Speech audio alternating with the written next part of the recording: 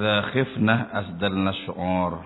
Idza khifnah, apabila cemas itu niswah, asdalna maka melepaskan tu niswah syu'ur kepada rambut, fahunna maka adapun tu mereka min ghadairi hari dan mereka fi al-hufiz zulumat, yaitu dalam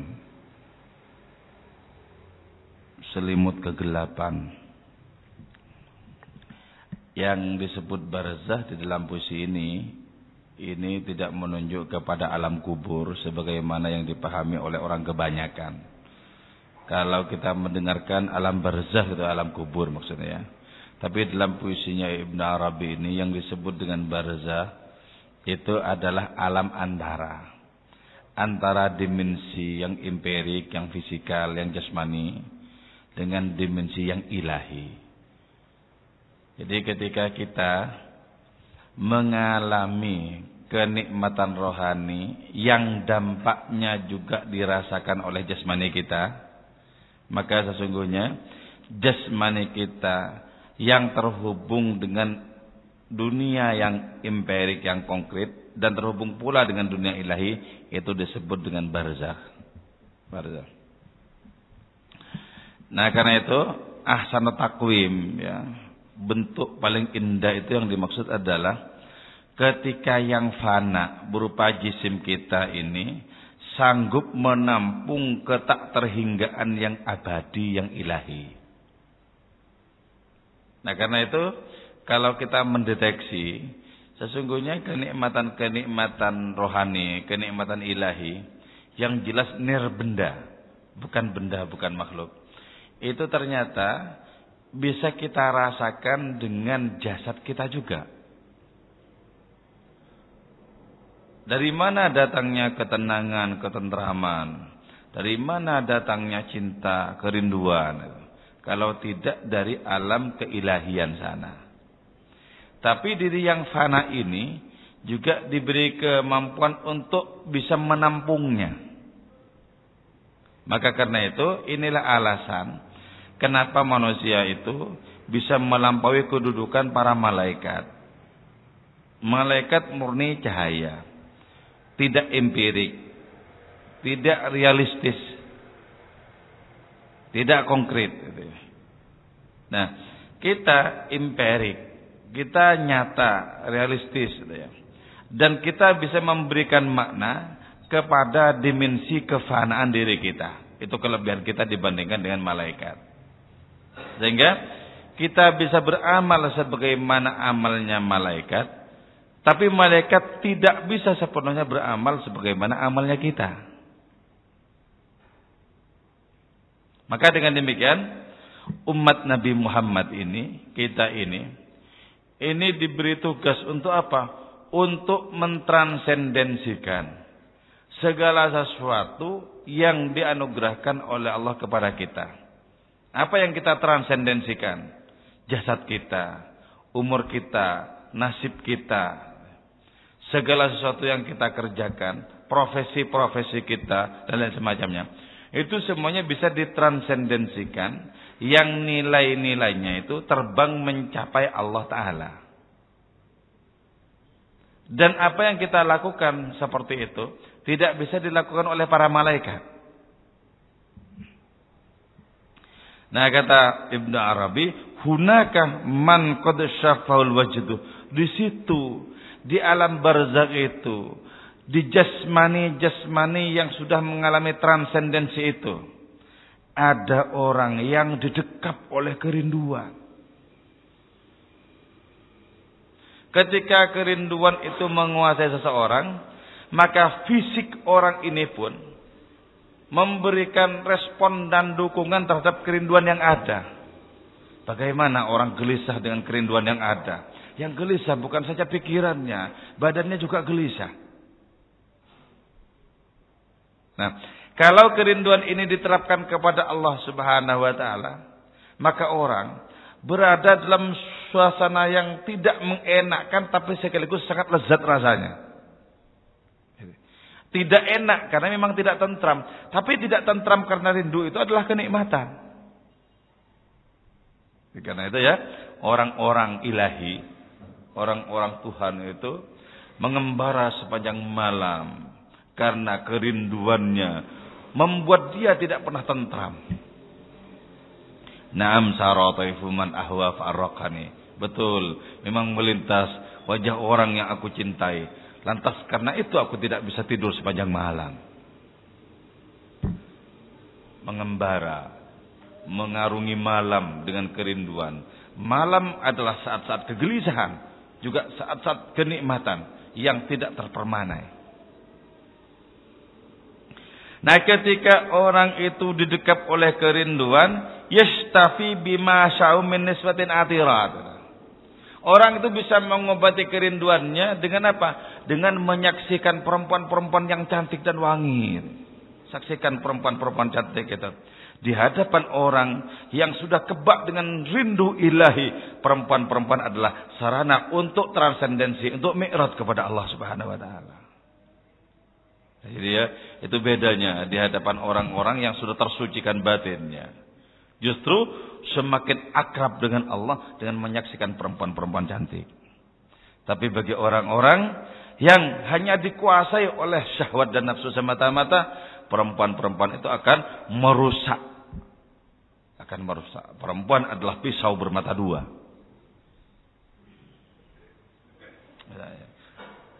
Mana kita ini termasuk yang dirusak atau mengalami transendensi?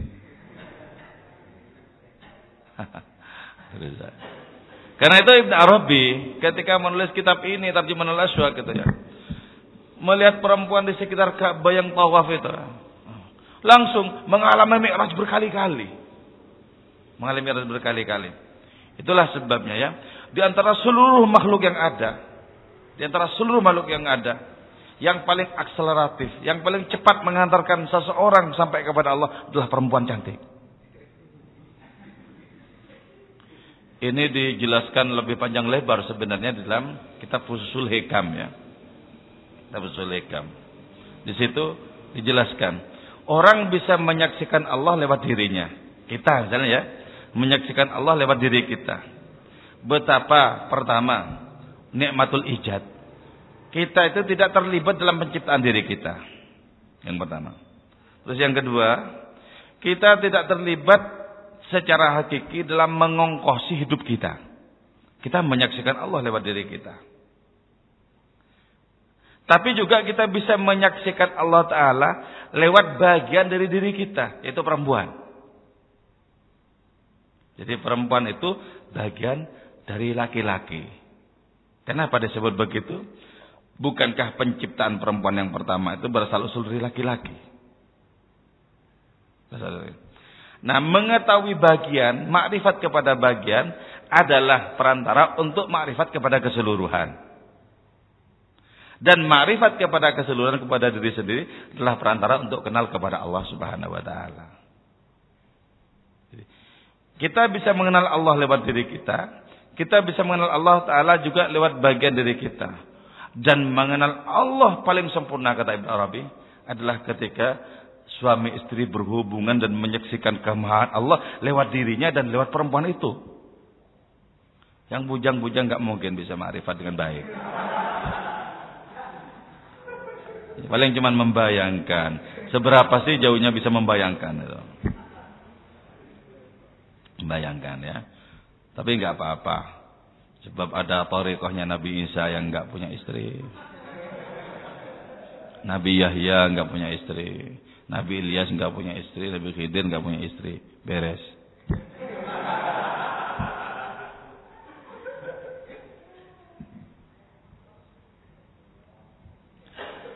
Nah, dari sekarang, ketika batin kita sudah mulai memiliki hasrat yang kuat kepada Allah, memiliki keberpihakan yang kuat kepada Allah, coba kita cek, saksikan perempuan cantik.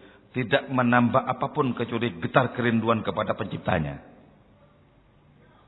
Itulah sebabnya kalau orang sudah sampai di makom ini, makomnya aman ini. Aman. Jadi, yaksikan apa-apa aman. Karena itu Kalau saya ke mall sama istri saya bilang, coba saya lihat tuh Dek, saya lihat tuh perempuan yang nyaris telanjang itu, coba kau saksikan wajahku, wajah yang bersyahwat atau bertransendensi. Jadi kita harus bisa menakar diri sendiri yang enggak asal-asalan. Makomnya syahwat nafsu, menyangka dirinya transenden. Wah, itu berbahaya itu. Itu salah sangka. Salah sangka.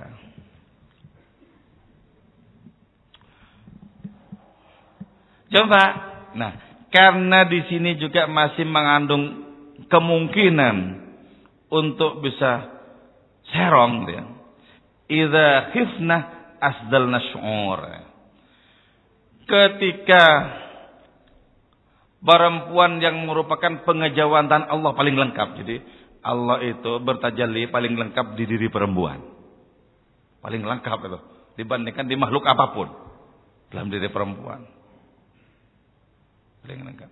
Nah, ketika perempuan yang merupakan tajalli Allah Ta'ala paling lengkap itu kemudian tak tersentuh dimensi keindahan rohaninya, nah, maka asdal nasyur, dia menguraikan rambutnya untuk menutupi wajah itu. Apa maksudnya? Ketika kita tidak mendapatkan dimensi yang ilahi, hati-hati. Hati-hati. Kita pasti mendapatkan makanan-makanan yang sangat enak bagi syahwat kita.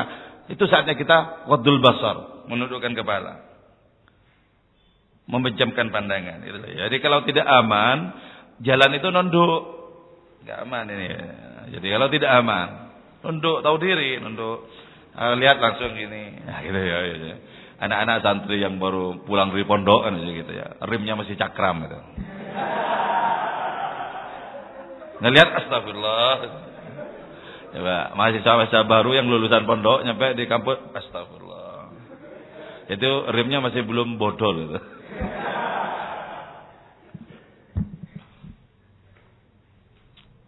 Nah, kalau kira-kira tidak aman, enggak usah. Jangan ikut-ikutan bergabung dengan orang-orang makrifat. Enggak usah, kalau memang enggak aman enggak usah. Makomnya dewe-dewe. Kalau memang enggak aman gini. Jadi jangan diumbar penglihatannya. Yaghudduna absarum wa yahfazu furujahum. Ini tanda-tandanya orang beriman kan. Yaitu menundukkan pandangan dan menjaga kemaluan-kemaluan mereka. Jangan sampai terjerumus dalam hal-hal yang dilarang. Jaga. Nah, ketika saat itulah kemudian ya, ketika yang dimungkinkan itu hanyalah dimensi jasadiahnya semata, ketika yang dimungkinkan itu adalah mengumbar syahwat dan nafsu semata-mata, fahunna min ghadairi fi al-humil zulumat, maka sungguhnya mereka itu berada dalam selimut kekelaman. Artinya apa? Tak tertembus oleh kekuatan penglihatan yang hanya merupakan sarana bagi syahwat dan nafsu, gak tertembus. Nanti yang disalahkan kitabnya, gimana katanya lihat perempuan malah mengalami mi'raj, transendensi. Kok ini enggak sama sekali ya? Kok yang bergetar perkara yang lain ini? Oh. Bukan kitabnya yang salah. Bukan kitabnya yang salah. Yang salah itu orangnya. Ini harus mengalami. Ini kan tingkatan tinggi loh sebenarnya, kitab ini tingkatan tinggi. Sebenarnya belum sewajarnya kita ajarkan ya. Cuman karena ini dipaksa untuk matang sebelum waktunya. Ya, apa boleh buat ya, diajarkan aja. Ini kan tingkatan-tingkatan kelas tinggi sebenarnya. Tingkatan kelas tinggi. Artinya apa? Sudah melalui fase-fase pertaubatan, istighfar, sudah melalui fase pencucian hati, baru masuk ke sini mungkin loh.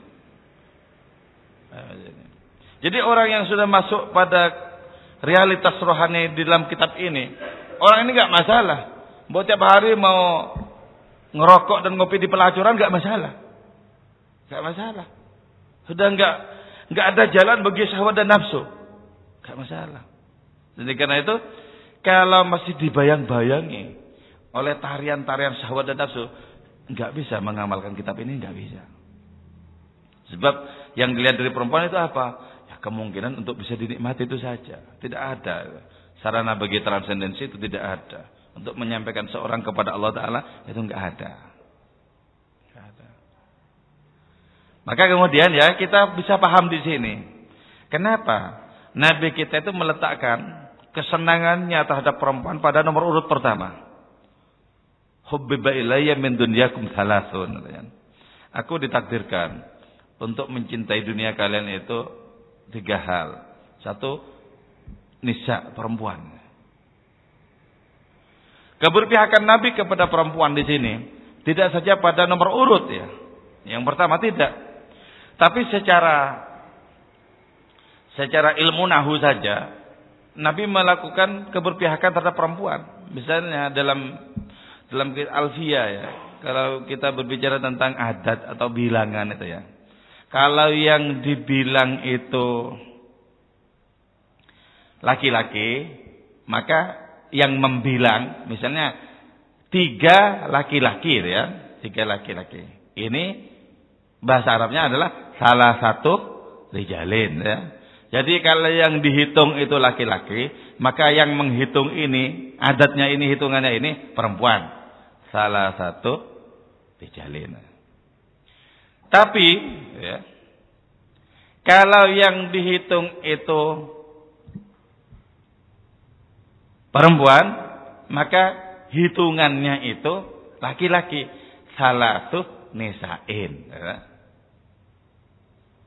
Salatu nisain. Nah, sekarang di dalam hadis ini ya, hubbiba ilayya min dunyakum salatun. Nabi menggunakan hitungan untuk perempuan. Salatun bukan salah satu. Hubbiba ilayya min dunyakum salatun bukan. Hubbiba ilayya min dunyakum salatun, pakai hitungan untuk perempuan. Padahal yang dihitung itu perempuannya cuma 1. Kan pertama perempuan ya, an-nisa perempuan. Yang kedua tib. Tib itu wewangian. Ini jenisnya kalau dalam ilmu nahu laki-laki ya. Terus yang ketiga sholat. Sholat ini muannas hanya sebutannya. Perempuan itu hanya lafalnya saja. Padahal kalau di dalam ilmu hitungan, ya, misalnya Abu Bakar, terus Hindun, Zainab, perempuannya 2, laki-lakinya 1. Tetap dalam ilmu nahu yang dimenangkan laki-laki. Abu Bakrin, Hindun, wa Zainab khoroju, keluar mereka. Bukan khorojna.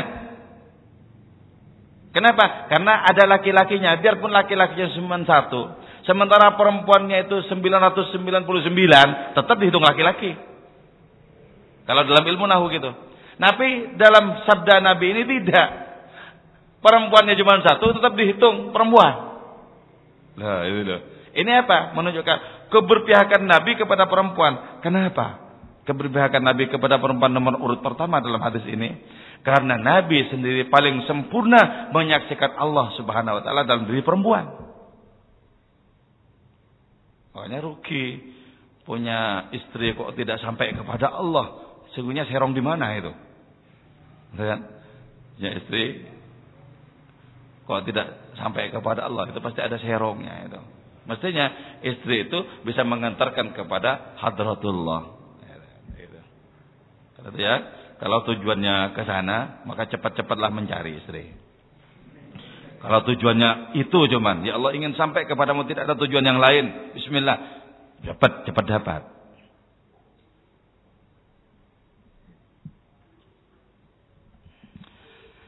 Nah berarti dengan demikian ya, dimensi jamaliyahnya Allah itu, dimensi keindahannya Allah Ta'ala itu jauh lebih berpendar-pendar mengantarkan siapapun untuk dekat kepada Allah.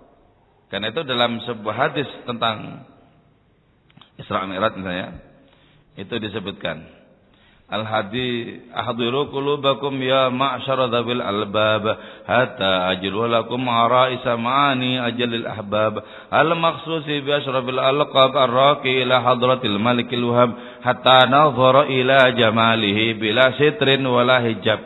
Jadi ketika Nabi Mi'raj nazara ila jamalihi, Nabi itu menyaksikan keindahan Allah bila sitrin wala hijab, tanpa tedeng, tanpa aling-aling. Tapi kepada jalaliyahnya enggak bisa. Enggak ada siapapun bisa menatap jalaliyah Allah Ta'ala. Ketika diberi kesempatan untuk menatap jalaliyahnya, hancur di waktu itu juga setiap makhluk itu. Berarti apa? Allah membuka lebar-lebar pintu keindahannya agar orang-orang beriman melesat, berlari, terbang menuju kepada hadiratnya. Pintu keindahan. Nah, dari situ kemudian difirmankan, inna rahmati wasi'at kulla syai'. Rahmatku itu melampaui segala-galanya, belas kasihku melampaui segala-galanya. Nah, dengan dibukakan pintu yang seperti itu,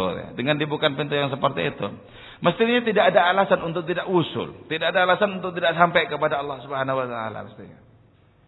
Bukankah pada segala sesuatu ada kehadiran Allah? Bukankah terutama pada perempuan-perempuan yang cantik itu sangat jelas kehadiran Allah Subhanahu wa taala? Jelas. Kalau kau tidak menyaksikan kehadirannya, kata Maulana Rumi, coba kucek sekali lagi matamu. Ya, mungkin ada yang silap. Allah Ta'ala hadir pada segala sesuatu, pada ciptaannya yang paling indah, pada perempuan-perempuan cantik hadir di situ. Bagaimana mungkin? Nah, itulah sebabnya Sayyidul Kaunain, Kanjeng Nabi yang merupakan Tuhan dari dua dunia, dunia ini dan akhirat nanti. Ya. Beliau adalah yang termulia di antara seluruh makhluknya. Tetap saja beliau seperti kanak-kanak bilang kepada Siti Aisyah, takallami ya Humairah, bicaralah wahai perempuan yang merah pipinya, ayo bicara. Maksudnya itu apa? Maksudnya betapa Nabi terpukau menyaksikan kemahaan Allah lewat istrinya ini. Ayo bicara. Jadi karena ini pintu ini merupakan pisau bermata dua, hati-hati. Ketika yang aktif dalam diri kita adalah dimensi syahwat dan nafsu, cepat tutup rapat-rapat. Wadul basar, berpuasa, tekan syahwatnya. Tapi ketika yang terbuka adalah penglihatan yang tajam dan menyaksikan keindahan Allah Ta'ala, buka lebar-lebar. Karena itu ya, hadis yang mengatakan ketika laki-laki dan perempuan bersama, maka yang ketiga setan. Ya. Itu untuk orang kebanyakan betul begitu memang. Tapi tidak berlaku hadis itu untuk orang-orang istimewa. Dulu pernah di malam-malam yang hening, ketika membuncah cinta dan kerinduan, berdialog Rabi Adawiyah dan Hasan Basri. Berdua aja. Tapi tidak ada yang berbahaya di antara keduanya. Sebab sudah terbebaskan dari cengkraman syahwat dan nafsu. Terbebaskan. Berbicara. Dan ketika berbicara itu betul-betul mengalami transendensi. Inilah dialog yang kudus, dialog yang murni, dialog yang suci. Ketika kita berbicara, yang ada itu apa? Adanya adalah getar-getar kecintaan, kerinduan. Itu namanya dialog yang suci. Dulu banyak dialami oleh para sufi, oleh para wali, model dialog yang semacam itu. Nah, ketika mereka mencapai sempurna dalam pendakian kepada Allah Ta'ala lewat dialog yang seperti itu, besoknya Hasan Basri Rabi Adawiyah itu puasa untuk mensyukuri karunia Allah Ta'ala berupa karunia rohani seperti itu. Kalau kalian apa aman berdua dengan perempuan cantik? Aman. Kalian aman, perempuannya yang enggak aman.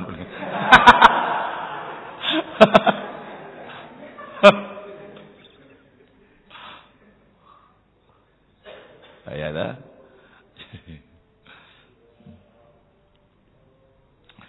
Sebelum memasuki judul puisi yang baru, Rubu'un dari Satun, rumah-rumah yang hancur dan cinta yang tumbuh kembali. Ada yang mau ditanyakan, mari?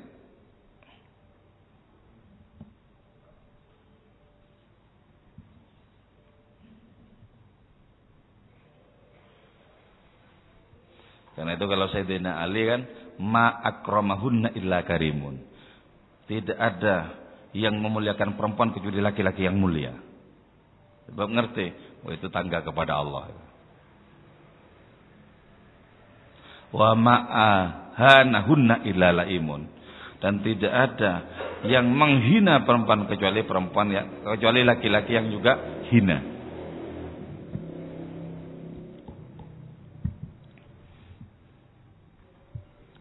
Ayo bicara. Kok terpukau? Sampai nggak ada yang ditanyakan, terpukau apa nggak paham? Nah, ngerti semua ya? Ya, sebelum masuk judul yang baru itu ya. Di surga itu sebagaimana dituturkan oleh ayat Al-Qur'an dan hadis itu ya. Itu banyak sekali bidadari itu untuk laki-laki beriman itu ya. Itu kenapa kok isi surga itu seperti itu? Karena itu merupakan alamat dari kehadiran Allah Subhanahu wa taala. Nah, sebab itu ketika orang sudah terpukau kepada kehadiran Allah taala lewat surga, ya, maka sifat-sifat negatif yang ada di dunia ini itu nyah di sana. Di sana misalnya ya, laki-laki itu kan istrinya tidak satu di sana. Tapi tidak ada perempuan cemburu. Jadi tidak ada perempuan cemburu. Kenapa? Karena lebih tersedot perhatiannya kepada keindahan Allah Ta'ala yang berpendar-pendar di surga. Terutama di bidadari itu. Bidadari ini masih merupakan ranking ketiga ya di surga itu. Jadi kenikmatan yang ada di sana. Kenikmatan pertama adalah wujuhun yawma idzin nadhiratun ila rabbiha nadhirah. Kenikmatan pertama itu adalah memandang wajah Allah Ta'ala. Kenikmatan yang kedua berkumpul dengan Nabi kita Rasulullah. Terus kenikmatan ketiga baru bidadari itu. Baru bidadari itu. Nah, adanya ketersedotan, adanya keterpukauan kepada kemahan Allah, itu menghilangkan sifat-sifat negatif di dalam diri manusia. Karena itu kemungkinan untuk bertengkar karena cemburu nggak ada. Nggak ada. Tapi di dunia ini, buat seorang kiai bisa digampar sama istrinya. Kecuali yang memiliki ilmu-ilmu tertentu untuk menundukkan. Kenapa bisa begitu ya? Ketika jangankan orang-orang biasa kok ya. Suatu saat itu Nabi kita Rasulullah sallallahu alaihi wasallam itu makan di hadapan Siti Aisyah dengan wadah piring dari istrinya yang lain, yaitu dari Hafsah ya. Makan. Siti Aisyah itu berusaha kuat cemburunya, diambil piringnya dibanting buar. Cuman bagaimana cara Nabi mengatasi? Nabi diam saja. Nabi cuma bersabda, piring harus diganti piring.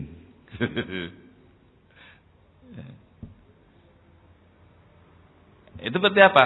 Berarti memang kehidupan di dunia ini sulit untuk sampai kepada kefanaan yang tuntas, di mana orang sudah tidak mereka apapun yang lain. Sulit. Ya, orang-orang pilihan, orang-orang yang mendapat karunia kelas tinggi, bisa gitu ya. Karena dari saking kuatnya fokus kepada Allah Ta'ala itu, hal-hal yang lain itu sudah tidak mengganggu dirinya. Seperti Nabi Zakaria ketika disembelih itu. Enggak menghiraukan itu. Enggak menghiraukan gergaji yang menyembelih itu, enggak menghiraukan. Karena itu kemudian Allah berfirman, andaikan Zakaria itu bilang "aw" gitu saja, karena itu merupakan respon yang kurang mengenakan terhadap takdir yang pahit itu, maka kubolak balik langit dan bumi. Tapi tetap menerima. Kenapa? Cintanya menyala-nyala kepada Allah Ta'ala. Nah, kita mestinya hijrahnya itu ke sana. Lakukan keberpihakan habis-habisan kepada Allah dalam dunia yang sementara ini. Maka kita akan memiliki mahkota sebagai pangeran-pangeran rohani. Jadi jangan gampang tergiur, jangan gampang sakit hati, jangan gampang tersinggung, jangan gampang. Orang-orang yang gampang-gampangan seperti itu menunjukkan bahwa sesungguhnya betapa kelas rohaninya itu masih belum pantas untuk berhadapan dengan berbagai macam gelombang cobaan dan ujian. Gampang dikit tersinggung, dikit ngamuk, dikit apa. Ya.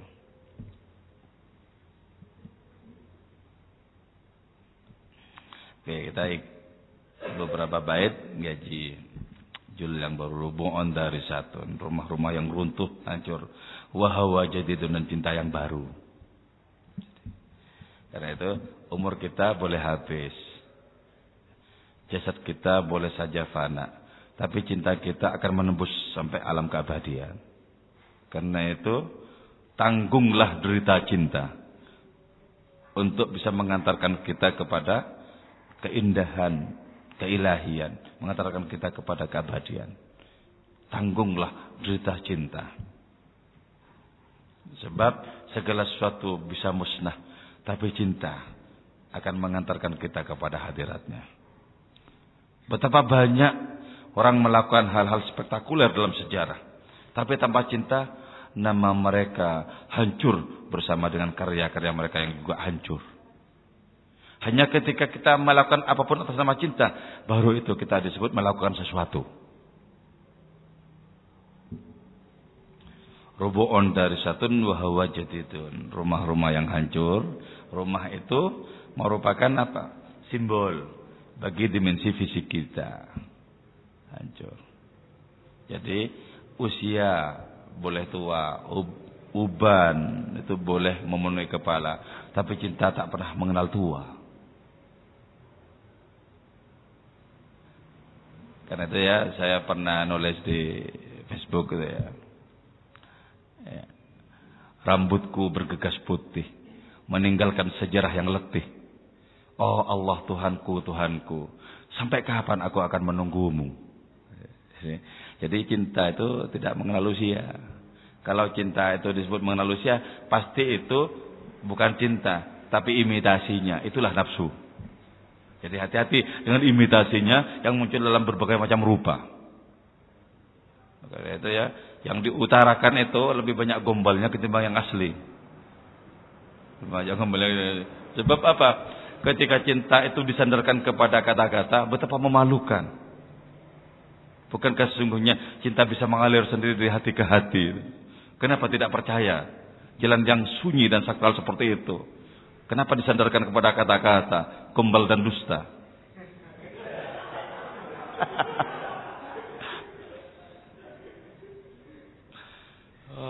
Kenyataan lebih fasih berbicara. Kenapa disandarkan kepada kata-kata?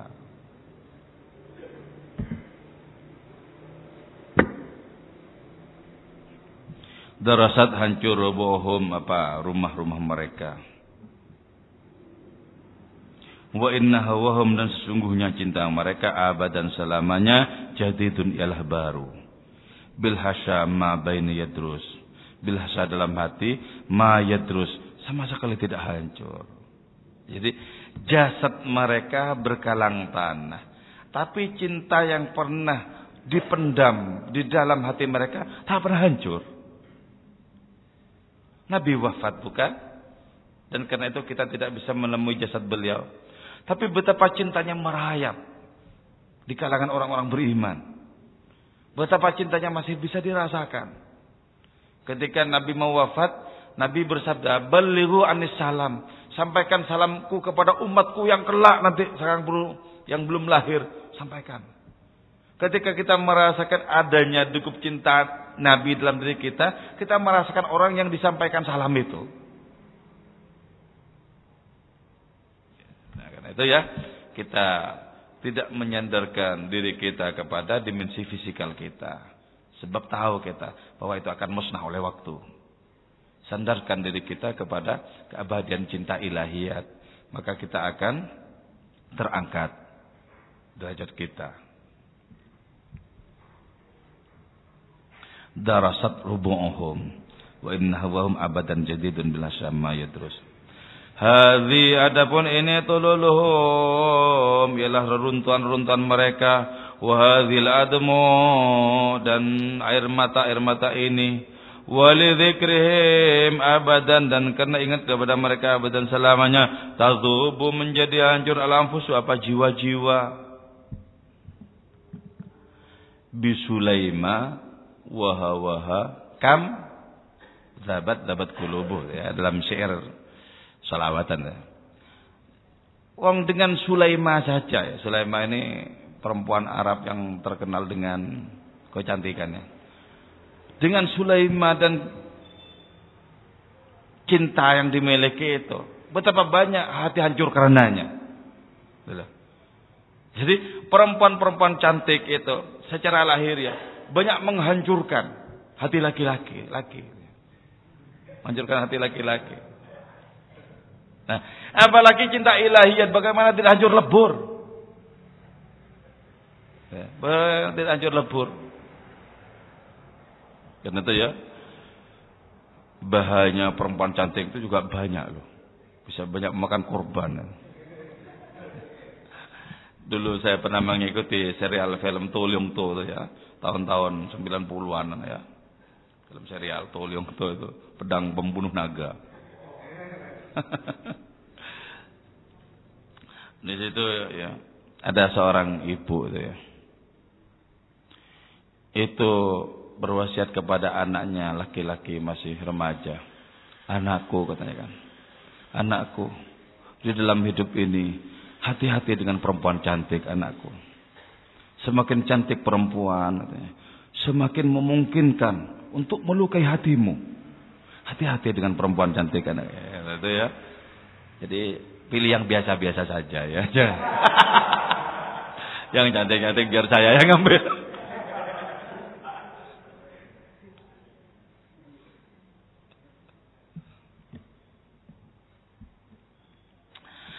Hawi tululum. Ini loh runtuhan-runtuhan mereka. Coba kalau kita melewati sebuah daerah di mana di situ pernah kita kenal dulu penduduknya lewat cerita-cerita, lewat kisah-kisah, betapa hancur lulu hati kita. Saya ketika berada di Madinah itu ya, lewat di dekat kaki Gunung Sila.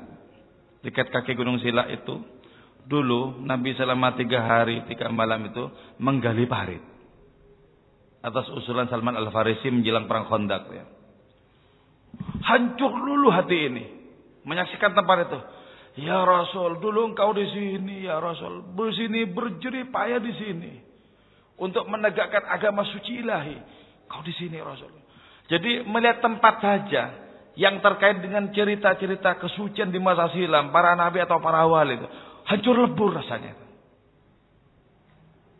Karena itu bisulaima wa kam zabat dapat kulubu. Wa ana a'sakutoh. Aku itu tinjada nabi. Fakaya fakol bila itu. Bagaimana mungkin hatiku tidak hancur lebur karenanya. Jadi pertautan-pertautan dengan tempat-tempat yang sangat berkesan dalam batin kita karena kita baca dalam sejarah. Biarpun kita belum pernah ke sana. Nanti ketika disempatkan ke sana, diberi kesempatan ke sana, kita akan betul-betul gentar karena itu. Melihat dari jauh ya, di Makkah itu. Melihat dari jauh Gua Thur, tempat Nabi dulu itu bersembunyi. Ya Allah. Ya Allah. Dalam batin saya, andaikan saya masih bujangan, saya pasti menghilang di tanah suci ini. Artinya apa? Ya biar rombongan pulang sendiri dengan pesawatnya. Saya ingin mengembara di antara tempat-tempat bersejarah itu. Kenapa? Pasti hidup kok di sana. Hidup di sana.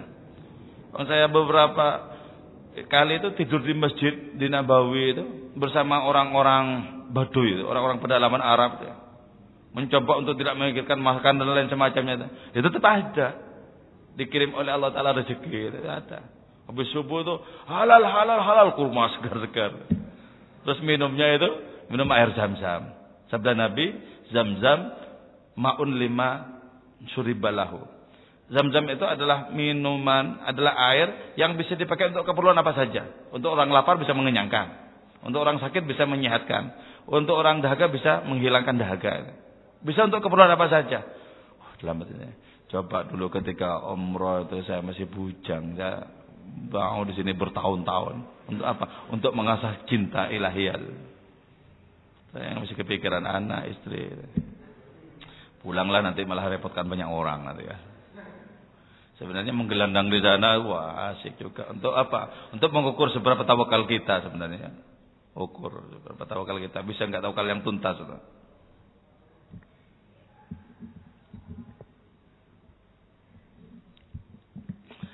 Tulul itu ya, yang disebut dengan reruntuhan-reruntuhan. Wahadil admu, air mata ini. Jadi orang-orang yang renung cinta dan rindu itu senantiasa hatinya terpaut dengan reruntuhan-reruntuhan. Bahkan menyaksikan dunia ini sebagai reruntuhan. Ya Tuhanku, ya Ilahi, bukankah semesta ini adalah reruntuhan, jejak-jejak dari kemahaanmu? Pandang semesta sebagai reruntuhan. Kenapa? Karena mata batinnya yang tercahayai memandang semesta sudah digulung oleh gerhana kefanaan. Inilah reruntuhan. Berdiri sepertinya hanya seorang diri, menyaksikan reruntuhan semesta ini. Dan di situ hati tidak bisa dibendung untuk tidak tergetar. Reruntuhan. Wahil admu, dan air mata ini. Apakah sesungguhnya bukti dari kecintaan seorang adalah derayan air mata?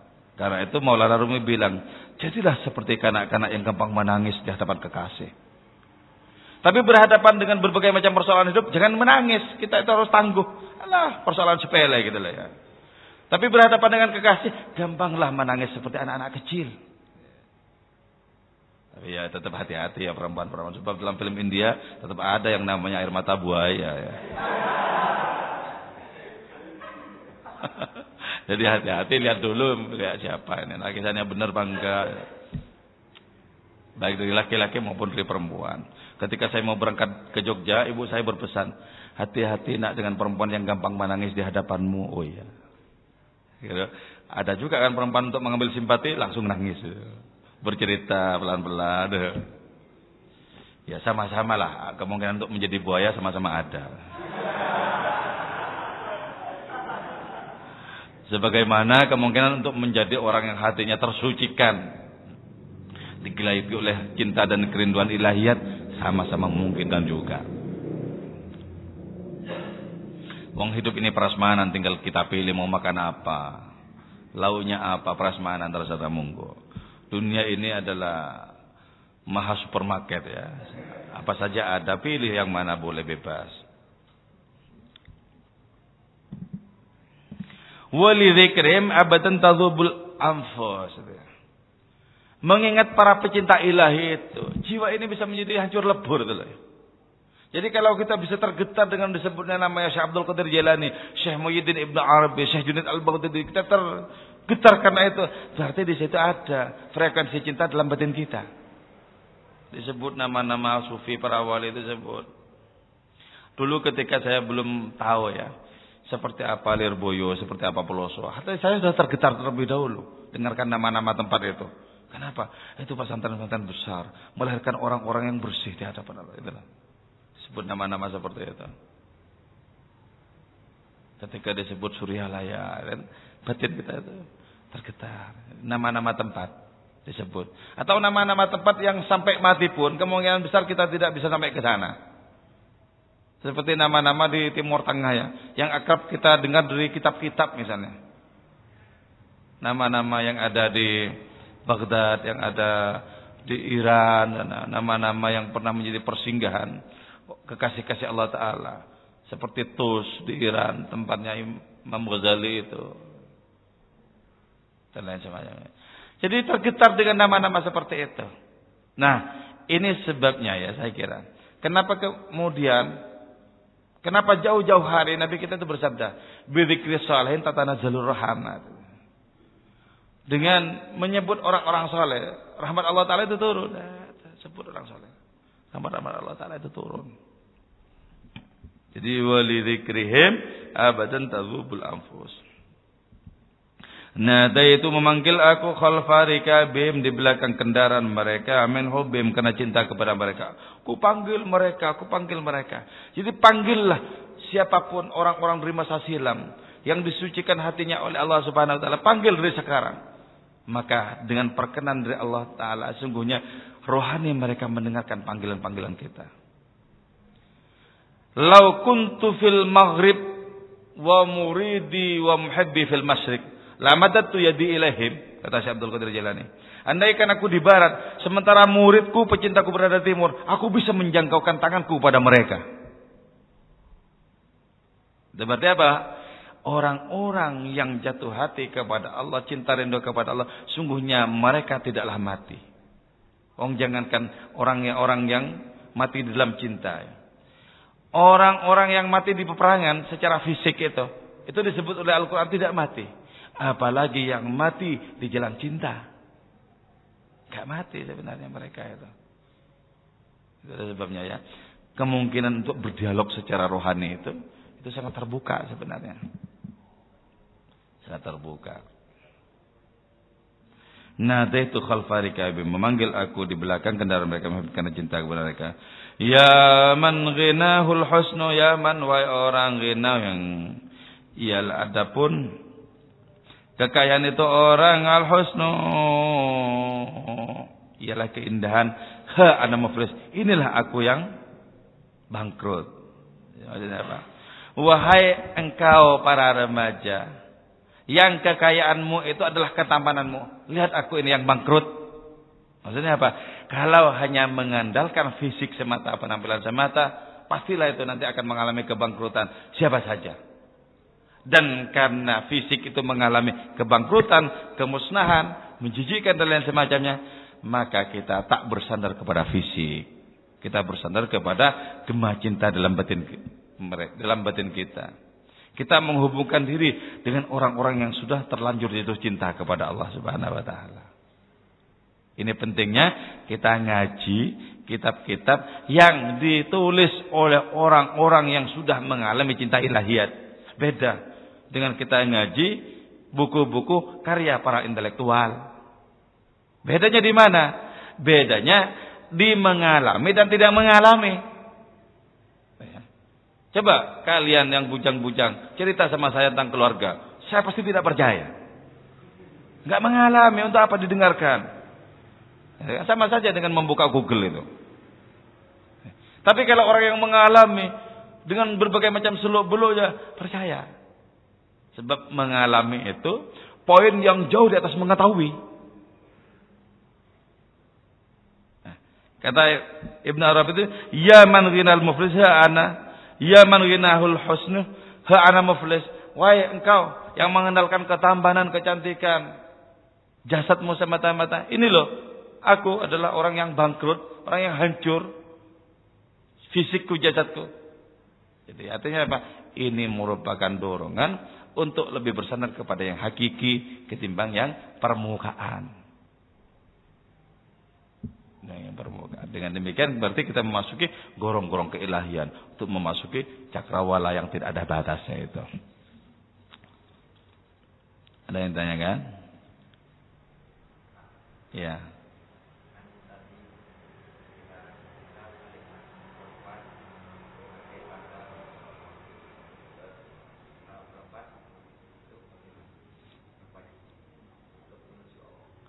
Kalau perempuan itu caranya melihat laki-laki sebagai asal usulnya.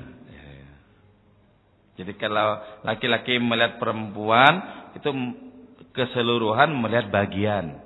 Kalau perempuan melihat laki-laki melihat asal usulnya atau keseluruhan dirinya. Jadi dua-duanya sama-sama menjadi sarana. Karena itu kemudian ketika dua-duanya ini ketemu dalam wilayah pernikahan, Nabi mengeluarkan garansi, man tazawwaja faqad ahraza satra dinihi. Orang yang nikah berarti separuh agamanya selesai, beres. Jadi sudah nyampe separuh minimal itu. Separuhnya lagi tinggal diperjuangkan sebentar saja, selesai. Karena itu orang menikah itu lebih beres rohaninya ketimbang orang yang terus gitu ya. Paham? Kamu udah punya calon? Belum. Cari dah, yang penting asal dapat dulu.